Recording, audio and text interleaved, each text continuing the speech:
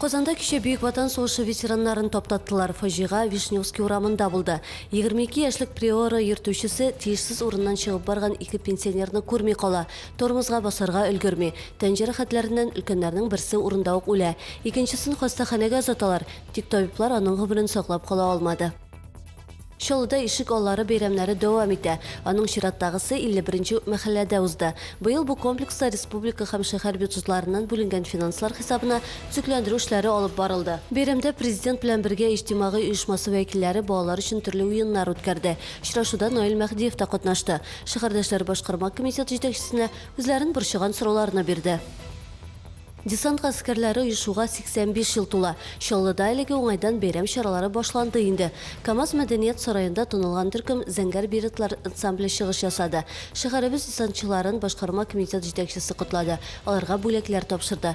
Бирдә волонтерларның интернациональ сугышчы һәйкәлен төзекләндерүгә алынуы да билгеле булды. Эшләрне инде август ахырында башларга җыйналар. Төзекләндерү өчен 500 мең сум тирәсе акча кирәк. Бүген Ичке эшләр идарәсендә үзенчәлекле брифинг үтте. Хокук сакчылары дин әһелләре белән очрашты. Брифингта Мәлик хәзрәт һәм отец Дмитрий килгән иде. Очрашуның максаты хокук сакчылары һәр төрле ситуацияларда үзләрен дөрес тотарга тиеш.